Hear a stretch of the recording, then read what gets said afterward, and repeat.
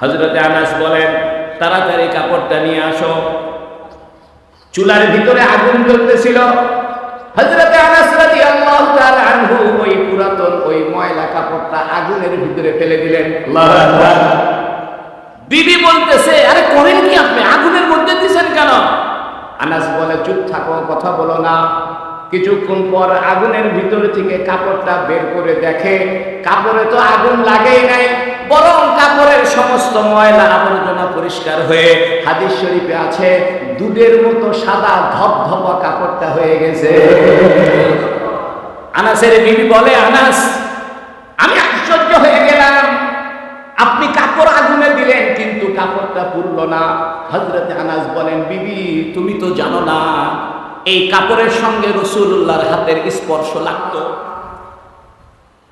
দুনিয়াতে মানুষ অল্প পরিশ্রমে লাভবান হইতে চায়, ঠিক না? সবাই চায় যে অল্প সময়ে কিভাবে ধনী হওয়া যায়। অসুস্থ হইলে সবাই চায় অল্প সময়ে কিভাবে সুস্থ হওয়া যায়। ঝামেলায় পড়ে গেলে সবাই চায় যে তাড়াতাড়ি ঝামেলা মুক্ত কিভাবে হওয়া যায়, ঠিক কিনা? মানুষ এখন দ্রুততা চায়, তাড়াতাড়ি চায়। যেহেতু মানুষের হায়াত অল্প, আগের যুগের মানুষ 300 350 বছর বেঁচে থাকত। নূহ আলাইহিস সালাতু ওয়াস সালামের উম্মত 950 বছর বেঁচে ছিল। সুবহানাল্লাহ। সেই হিসাবে আমাদের হায়াত বড় অল্প, 70 বছর, বেশি থেকে বেশি 80 বছর। 80 বছরের উপরে তো যাওয়াই মুশকিল, ঠিক কিনা? এখন ভেবে দেখেন তো, আমাদের যাদের 50 বছর হয়ে গেছে, 55 হয়ে গেছে, 60 হয়ে গেছে, আমরা আর কয় বছর আছি, ঠিক কিনা? আল্লাহ দয়া করছে কি জানেন? এই উম্মতের প্রতি আল্লাহ দয়া করছে যে এই উম্মতকে আল্লাহ একজন বরকতের নবী দিছে। সুবহানাল্লাহ। এই নবীর কাজ হইল অল্প জিনিসে বেশি লাভবান করে দেওয়া। আমি আমাদের নবী সাল্লাল্লাহু আলাইহি সাল্লামের কয়েকটা হাদিস শোনাবো, তাহলে বুঝতে পারবেন যে আমাদের নবী কত বড় নবী। সুবহানাল্লাহ। আমাদের নবীজির একজন খাদেম ছিল, তার নাম ছিল হযরত আনাস। কি নাম? হযরত আনাস রাদিয়াল্লাহু তাআলা আনহু রাসূলুল্লাহ সাল্লাল্লাহু আলাইহি সাল্লামের খেদমত করতেন। তো নবী আলাইহিস সালাতু ওয়াস সালাম যে দস্তরখানায় খানা খাইতেন, অর্থাৎ একটা কাপড় বিছায়া ওই কাপড়ের উপরে রুটি তরকারি রাইখা তারপরে খানা খাইতেন। খেজুর খাইতেন একটা কাপড় বিছায়া, অথবা চামড়ার একটা টুকরা বিছায়া ওই চামড়ার টুকরার উপরে খেজুর রাইখা খাইতেন। তো হযরত আনাস রাদিয়াল্লাহু তাআলা আনহু রাসূল সাল্লাল্লাহু আলাইহি ওয়াসাল্লাম যে দস্তরখানায় খানা খাইতেন, ওই দস্তরখানাটা পুরাতন হয়ে গিয়েছে।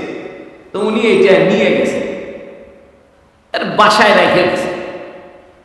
একদিন হযরত আনাস রাদিয়াল্লাহু তাআলা আনহু বাসায় খানা খাবে, বিবিকে বলতেছে, আমি যে দস্তরখানাটা আনছি এই দস্তরখানাটা কোথায়?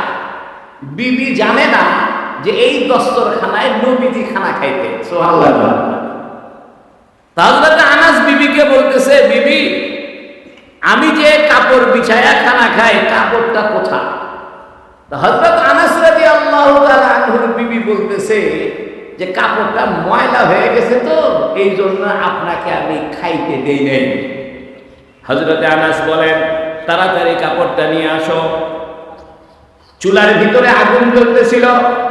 হযরত আনাস রাদিয়াল্লাহু তাআলা আনহু ওই পুরাতন ওই ময়লা কাপড়টা আগুনের ভিতরে ফেলে দিলেন। আল্লাহু আকবার। বিবি বলতেছে, আরে করেন কি আপনি, আগুনের মধ্যে দিছেন কেন? আনাস বলে, চুপ থাকো, কথা বলো না।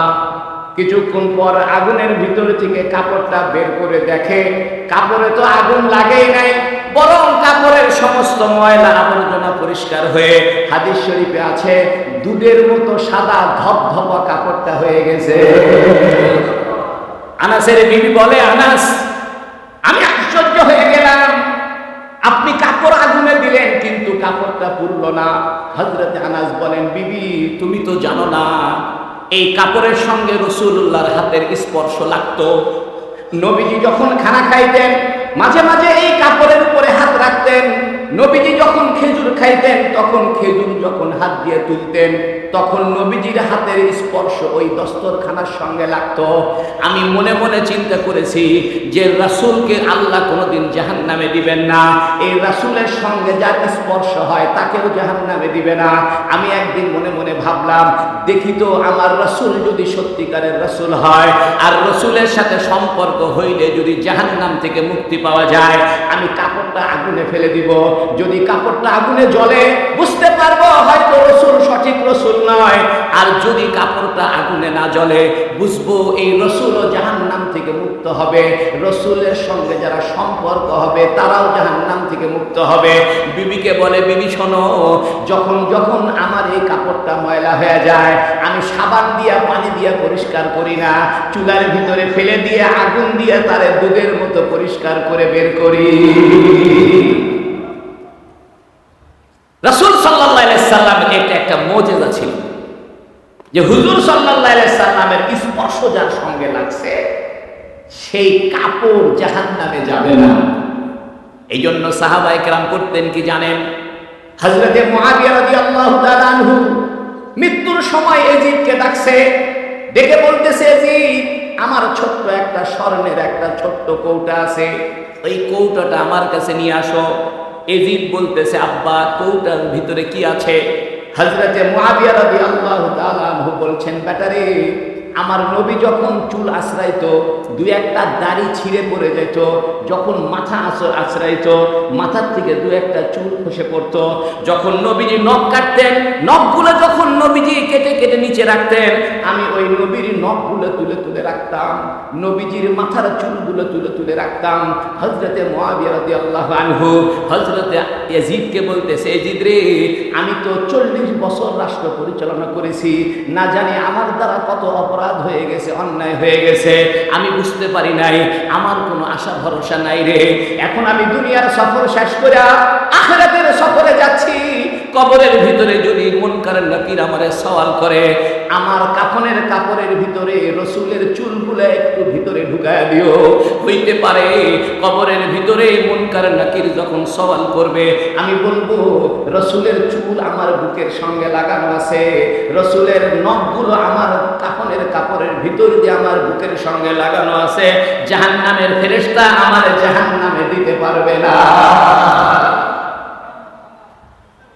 এই কথাগুলো আমার বলার উদ্দেশ্য হলো, আপনি যদি দুনিয়াতে শান্তি চান আখিরাত রাখেন, দুনিয়াতে যদি শান্তি চান একটা রাস্তা, রাসূল সাল্লাল্লাহু আলাইহি সাল্লামকে মহব্বত করতে হবে। যদি নবীকে মহব্বত করতে পারেন, নবীর সুন্নত মতো চলতে পারেন, জীবন আপনার ধন্য হয়ে যাবে, জীবনের কোনো পেরেশানি থাকবে না। আমি কসম করে বলে দিতে পারি, কেউ যদি রাসূলকে মহব্বত করতে পারে, রাস্তা দিয়ে যাইতে যাইতে দরুদ শরীফ পড়তে পারে, দোকানে বসে বসে দরুদ শরীফ পড়ে, অটো গাড়ি চালায় দরুদ শরীফ পড়ে, ভ্যান গাড়ি চালায় দরুদ শরীফ পড়ে, আর মনে মনে চিন্তা করে আমি একজনকে ভালোবাসি যে রাসূলের জন্য দুনিয়া আসমান তৈরি হয়েছে, আমি একজনকে ভালোবাসি যে রাসূলের সুপারিশ ছাড়া কেউ জান্নাতে ঢুকতে পারবে না। ইসলামের কথা খুব সংক্ষিপ্ত, কথা দুইটা, আল্লাহর হুকুম, নবীর তরিকা। সুবহানাল্লাহ। বন্ধু আমার, আসেন আমাদের দিলকে ভালো করি, অন্তরকে ভালো করি। 40 বছর নামাজ পড়লেন এখনো দিল ভালো হইল না, ভাইয়ের সঙ্গে এখনো কথাবার্তা বলেন না, জমি নিয়ে ঝগড়া করেন, বছরকে বছর জমি নিয়ে কেস করতেছেন, বগুড়া জজ কোর্টে যত টাকা খরচ করছেন ওই টাকা দিয়ে নতুন জমি কেনা যাইতো, আপনি জমির কেস বাদ দিচ্ছেন না, হিংসা বাদ দিচ্ছেন না। একজন আপনার বাড়ির পাশে 2 তলা বিল্ডিং তুলছে, আপনার কলিজা জ্বলে, ঠিক কিনা? দিল যদি ভালো না করেন দুনিয়া তো মরবেন, আখিরাতে মরবেন। দিল ভালো করার বুদ্ধি কি? দিল ভালো করার জন্যই আজকের মাহফিল, ইসলাহি জলসা, বলে কোন ঠিক কিনা? অনেকে বলতে পারে কিরে সবাই নাম দেয় তাফসীর মাহফিল, ওয়াজ মাহফিল, আজকে দেখি হুজুররা নাম দিছে ইসলাহি মাহফিল। ইসলাম মানে কি? ইসলাম মানে সংশোধন করা, সুন্দর করা, ময়লা মুক্ত করা, পরিষ্কার করা, ঝকঝকা চকচকা করা। আমরা আমাদের শরীর পরিষ্কার করার জন্য সাবান গায়ে দিই, ঠিক কিনা? আমাদের দিলটা পরিষ্কারের দরকার আছে না নাই? এ বন্ধু, তুমি যদি তোমার দিলকে ভালো করতে পারো, আর দিল ভালো করার একটাই রাস্তা, একটা ভালো মানুষের মহব্বত অন্তরে জমাইতে হবে। ওই ভালো মানুষটার নাম হলো মুহাম্মাদুর রাসূলুল্লাহ। তুমি যদি দিলের ভিতরে নবী সাল্লাল্লাহু আলাইহি ওয়াসাল্লামের মহব্বত ঢুকাইতে পারো, তুমি যদি চিন্তা করতে পারো আমি তো রসুলের আশিক, আমি তো রসুলের আশিক, রসুল যা কাজ করতো আমি সেটা করব, আমি রসুলকে ভালোবাসি, আমি রসুলুল্লাহকে পছন্দ করি, তোমার দুনিয়াও ভালো, আখিরাতেও ভালো। আল্লাহু আকবার। এক সাহাবী এসে বলতেছে, ইয়া রাসূলুল্লাহ, কিয়ামত কবে হবে? তো নবী বলছে, তুমি কিয়ামতের কি প্রস্তুতি নিছো? মা আদাত্তা। তো সাহাবী বলতেছে, ইয়া রাসূলুল্লাহ, আমার কিয়ামতের কোনো প্রস্তুতি নেই। সাহাবী নবীর সাহাবী বলতেছে কিয়ামতের জন্য কোনো প্রস্তুতি নিতে পারে। সাহাবী বলতেছে, ইয়া রাসূলুল্লাহ, তবে একটা কাজ আমার দ্বারা হয়েছে। নবী বলে, কি কাজ? সাহাবী বলতেছে, ইয়া রাসূলুল্লাহ, আমি আপনাকে ভালোবাসি। নবীজি বলছে, শুনে রাখো, তুমি যদি আমাকে ভালোবাসো, আল মারউ মা মান আহাব্বা, যে ব্যক্তি যাকে ভালোবাসে, আমি রাসূলকে যদি কেউ ভালোবাসে, কিয়ামতের দিন তোমার সঙ্গে আমি রাসূল থাকব। দিল ভালো করতে হবে, অন্তর ভালো করার রাস্তা হলো ভালো মানুষের সাথে থাকা। সাহাবায়ে কেরাম পৃথিবীর সবচেয়ে দামি মানুষ, কারণ তারা ভালো মানুষ, রাসূলের সঙ্গে ছিলেন। কেমন ভালো মানুষ জানেন? আমি আপনাদেরকে একটা ঘটনা শোনাই।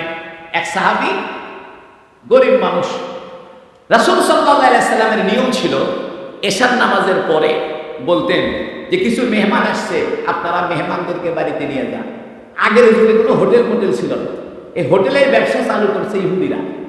ভাত বেচবি, পানি বেচবি, বিস্কুট বেচবি, আরে খাওয়ার জিনিস কেউ বেচে না, যারা বলছে কি না, মানুষের খিদে লাগছে আরেকজন আরেকজনকে খাওয়াই দেবে। এটাই হলো ইসলামের সমাজ। ইসলামে কোনো হোটেল ছিল না যে ভাত বিক্রি করবি, রুটি বিক্রি করবি, এটা হয়। মনে করেন আমরা এখানে বেড়াইতে মাহফিল আসছি, আপনারা কি আমার কাছে ভাত বেশি চাই? আমি যদি মেহমান হই, আমাকে যদি ফিরি খাওয়ান, তো গোটা দুনিয়ার মুসলমান আমাদের ভাই, গোটা মুসলমান আমাদের মেহমান। ইসলামে কোনো হোটেল ছিল না। এশার নামাজের সময় মেহমান জমা হইত। নবী এশার নামাজের পরে বলতেন, 10 জন মেহমান আছে, তোমরা মেহমানকে বাড়িতে নিয়ে যাও। হযরতে আবু বকর মেহমান নিছে 3 জন। আল্লাহু আকবার। কয়জন? 3 জন। তো 3 জন বাড়িতে মেহমান নিয়ে গেছে।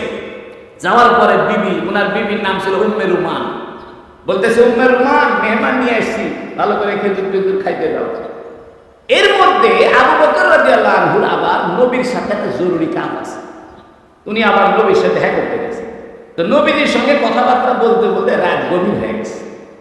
গভীর রাতে আবু বকর বাড়িতে এসে দেখে মেহমান খায় না, খুব রাগ হয়ে গেছে। স্ত্রীর উপরে বলতেছে, উম্মে রুমান, মেহমান দিয়ে গেলাম, খাইতে দাওনি কেন? স্ত্রী বলতেছে, আমি তো খাইতে ঠিকই দিছি, কিন্তু মেজবান মেহমান ছাড়া খাইতে রাজি হয় না। আল্লাহু আকবার। দেখেন, মেহমানও কেমন, মেজবানও কেমন। মেহমান 3 জন নিয়ে আসছে আবু বকর রাদিয়াল্লাহু আনহু, যাদেরকে আনছে এরা আবার বলতেছে, আমরা মেজবান ছাড়া খাই না।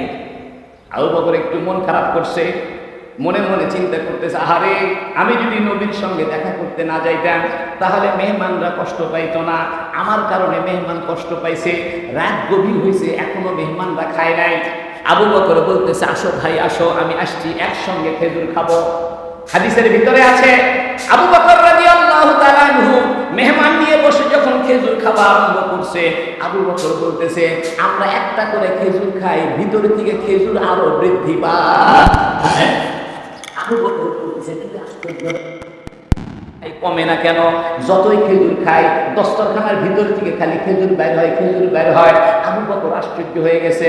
অনেকক্ষণ ধরে 4 জন মিলে খেজুর খাইলো, 3 জন মেহমান আর একজন আবু বকর। খেজুর খায়, খেজুর কমে না।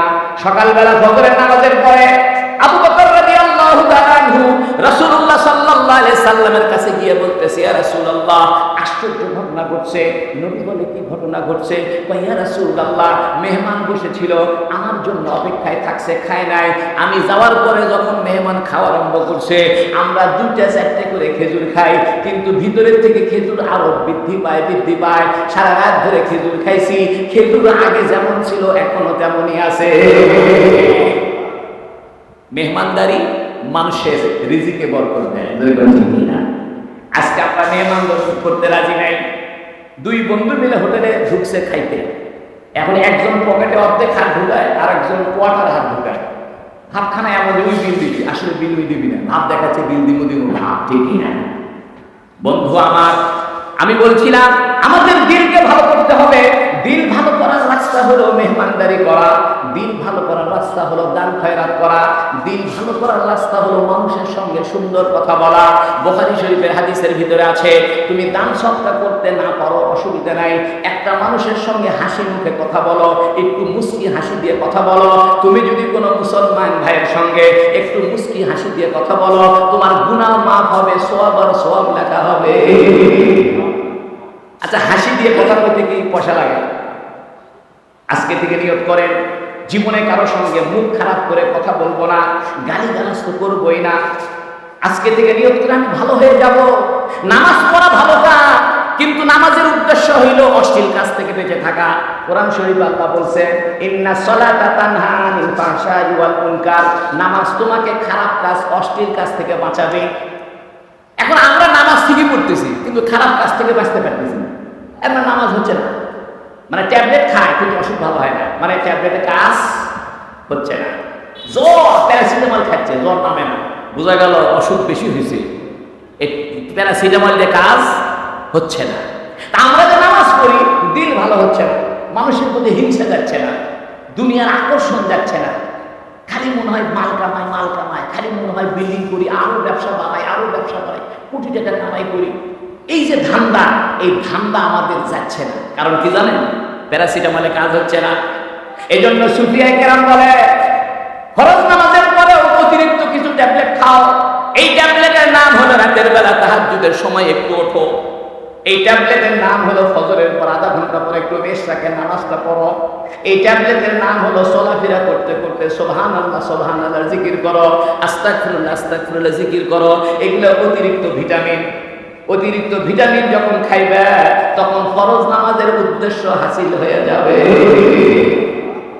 বন্ধু আমার, ইবাদত বন্দেগী যা কিছু আছে, এগুলোর মূল টার্গেট হলো দিল ভালো হওয়া। যার অন্তর ভালো, এই হলো আল্লাহ। কোরআন শরীফে আছে, আল্লাহু ওয়ালিয়ুল্লাযীনা আমানু, যারা ঈমান এনেছে, নেক কাজ করে, তারা আল্লাহর বন্ধু। আল্লাহু আকবার। কার বন্ধু? তারেক জিয়া কেউ যদি বন্ধু হয়, কোনো টেনশন আছে? মানে সকাল বিকাল তারেক জিয়া ফোন দেয়, ভাই তারেক জিয়া মাঝে মাঝে ফোন দেয়, এর ভাবে চলা মুশকিল, ঠিক কি না? কারণ কি? প্রধানমন্ত্রীর সাথে তার যোগাযোগ। দুনিয়ার যে প্রধানমন্ত্রীর সাথে যদি কারো যোগাযোগ হয়, তার যদি দুনিয়াতে সেই ভাব হয়, আর যার সাথে আল্লাহর যোগাযোগ আছে, আর ভাব বেশি না কম? বেশি। মনে রাখেন, ভাব যদি জমাও, আল্লাহর সাথে জমাও, মনে রাখিও এ বিরাট আসমান জগতের মালিক কে? 2 দিন আগে আপনাদের কষ্ট হচ্ছে, আমি লোক ওয়াজ পারি না, আমার মনে আসে তাই। 2 দিন আগে ইন্টারনেটে খবর দেখলাম। খবরটা হলো, এই পৃথিবী যত বড়, এইরকম পৃথিবীর সময় দ্বিগুণ একটা গ্রহ বোঝেন তো, চাঁদ সূর্য এসব গ্রহ, এরকম পৃথিবীর সমান ডবল একটা গ্রহ আবিষ্কার করছে বিজ্ঞানীরা, খুঁজে পাইছে। পুরা গ্রহটা